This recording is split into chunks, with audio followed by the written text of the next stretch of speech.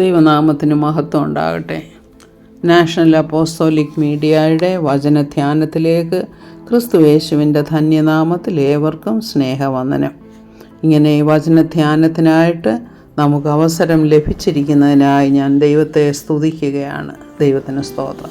ഇന്നത്തെ നമ്മുടെ ചിന്തയ്ക്കായിട്ട് എടുത്തിരിക്കുന്നത് വിശുദ്ധ മത്തായിയുടെ സുവിശേഷം 13-ാം അധ്യായത്തിൻ്റെ 31-32 വാക്യങ്ങളാണ്. മറ്റൊരു ഉപമ അവൻ അവർക്ക് പറഞ്ഞു കൊടുത്തു. സ്വർഗരാജ്യം കടുകുമണിയോട് സദൃശം. അത് ഒരു മനുഷ്യനെടുത്ത് തൻ്റെ വയലിലിട്ടു. അതെല്ലാ വിത്തിലും ചെറിയതെങ്കിലും വളർന്ന സസ്യങ്ങളിൽ ഏറ്റവും വലുതായി ആകാശത്തിലെ പറവകൾ വന്ന് അതിൻ്റെ കൊമ്പുകളിൽ വസിപ്പാൻ തക്കവണ്ണം വൃക്ഷമായി തീരുന്നു. അത് തന്നിരിക്കുന്നത് ഒരു ജനറലായിട്ടുള്ള ഒരു പ്രിൻസിപ്പിളാണ്. അതായത് ഒരു ചെറിയ വിത്ത് ഇട്ടാൽ ആ വിത്ത് വളർന്ന് വലിയ ഒരു സസ്യമായിത്തീരുന്നു. ചിലത് വലിയ വൃക്ഷങ്ങളായിത്തീരുന്നു. സസ്യങ്ങളായിത്തീരുന്നത് അതിൻ്റേതായിട്ടുള്ള ഗുണം അത് അല്ലെങ്കിൽ അതിൻ്റെ ഫലം അത് പുറപ്പെടുവിക്കുന്നു. ഇനി വലിയ വൃക്ഷങ്ങളാണെങ്കിലോ അതിൻ്റെ ഫലം അതും പുറപ്പെടുവിക്കുന്നു. അത് തന്നെയുമല്ല, ആ വലിയ വൃക്ഷത്തിൽ അനേകം പക്ഷികൾക്ക് വന്നിരിക്കാം. അനേകം ശാഖകൾ അതിനുണ്ട്.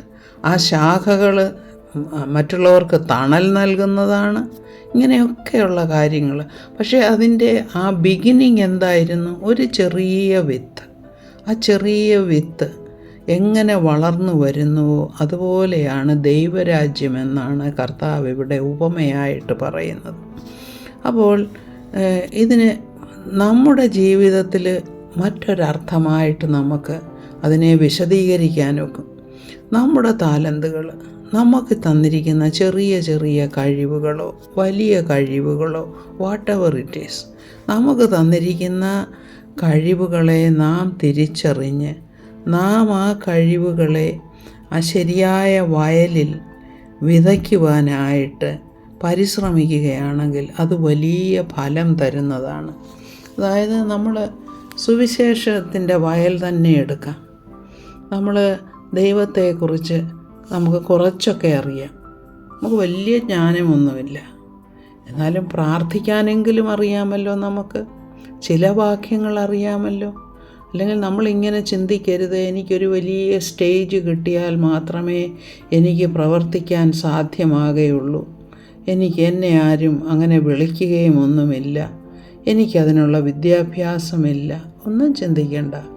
നമുക്കെല്ലാവർക്കും ദൈവം തന്നിരിക്കുന്ന കഴിവുകൾ അതിനനുസരിച്ച് മാത്രമേ ദൈവം നമ്മോട് അതിൻ്റെ ഫലം ചോദിക്കുകയുള്ളൂ. അപ്പം നമുക്ക് തന്നിരിക്കുന്ന കഴിവുകൾ, ഇപ്പോൾ ഞാനൊരു സാധാരണ വ്യക്തിയെക്കുറിച്ച് പറയുകയാണെങ്കിൽ കുറച്ച് വചനജ്ഞാനമുണ്ട്. അപ്പോൾ നമ്മൾ ഒരാളെ കാണുന്നു, ആ ആളിനോട് കർത്താവിനെക്കുറിച്ച് സംസാരിക്കുന്നു, ആ ആളിന് എന്തെങ്കിലും പ്രാർത്ഥനാ വിഷയമുണ്ടെങ്കിൽ ആ വ്യക്തിക്ക് വേണ്ടി പ്രാർത്ഥിക്കുന്നു, അല്ലെങ്കിൽ അവരുടെ ആ സിറ്റുവേഷനിൽ അവർക്ക് അല്പം ധൈര്യം പകർന്നു കൊടുക്കുന്നു, ഒരാശ്വാസം കൊടുക്കുന്നു, ആശ്വാസ വാക്കുകൾ പറയുന്നു.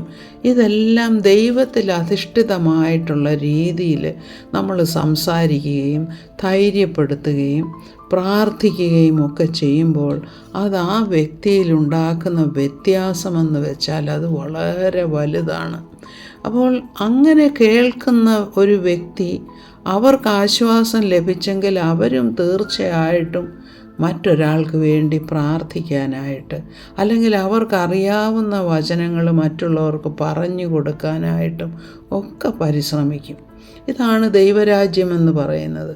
എങ്ങനെ ആരംഭിച്ചു എന്ന് വെച്ചാൽ വളരെ ചെറിയ രീതിയിലാണ് ആരംഭിക്കുന്നത്. കർത്താവിൻ്റെ അത് പ്ലാനായിരുന്നു.